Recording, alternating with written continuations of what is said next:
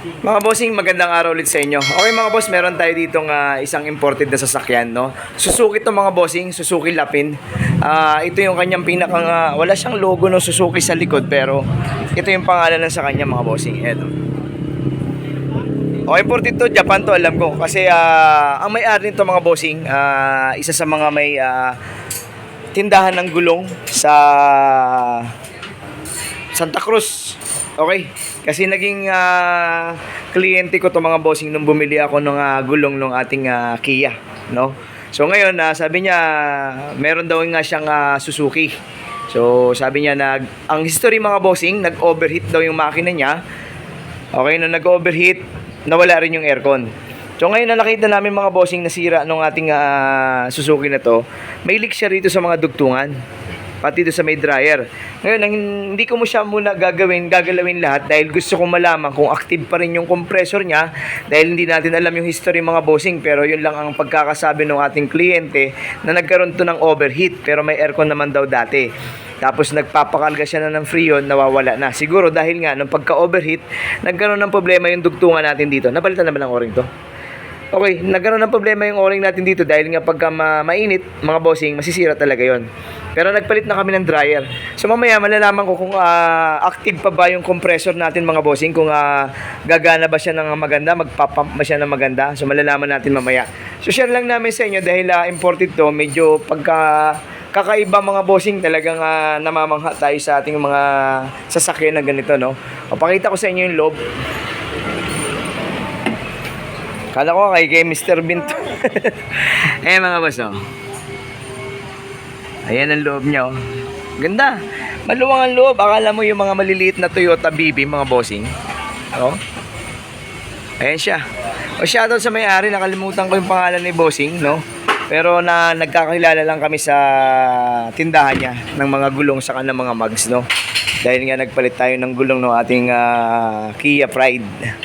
So ngayon, check upin ko daw, pero yun muna nakita natin. So pag nagawa namin yung o-ring na yun, kargahan natin ng freon, tingnan natin kung magiging okay. Pero yung dryer mga bossing, pinapalitan talaga natin yan. Okay, so tingnan ko kung anong magiging lamig nito. Pero may ino-offer ako sa kanya na mag-upgrade kami ng ating condenser. Tapos syempre, ibababa ko yung compressor sana. Kaso tastingin muna natin doon sa problema lang niya dahil nung nag-overheat lang daw, saka nawala yung ating aircon. Lagay na tayong langis yan, Mila. Ako na magsusukat ng langis. Okay, so tingnan natin mamaya mga bossing kung lalamig ba to at kung meron pa bang lalabas na hindi maganda at anong gagawin natin, no? Pero ayan, oh, ganda. Okay. Mga bossing, itong ating Suzuki, nag-load tayo ng freon pero hindi gumagana yung ating compressor. May nakita kami dito sa ating pressure switch. Pressure switch natin nakaputol o nakatanggal. Ayan yung pressure switch. Tapos may papuntang compressor, nakalawit lang din mga bossing. So may problema tayo sa electrical nitong ating aircon. Kasi nakita rin namin puro kagat ng daga mga bossing. So, kailangan natin makita yung wiring dahil walang connection yung pressure switch. Oh. Baka may pumasok sa loob yan. Tingnan natin. O yan, naglo-load na sana kami ng freon pero ayaw gumana dahil nga dito sa mga wire natin na hindi nakakabit. Mga bossing, ito, may nakita tayo rito. Yung thermostat niya na nakakabit, wala siyang wire. Tapos may mga putol dito sa baba. Baka ito yung connection ng papunta sa labas.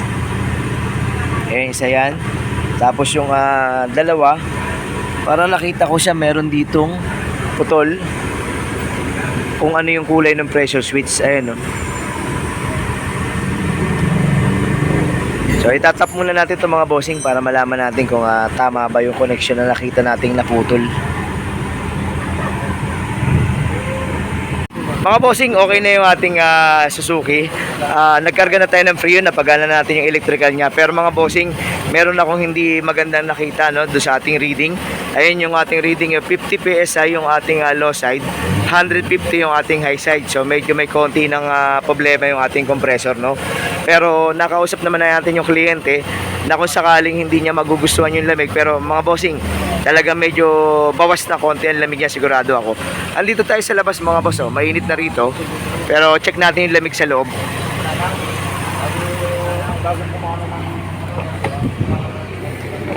May lamig siya pero hindi siya ganun kalamig mga boss. Ngayon nakakuha lang pa ako ng 20.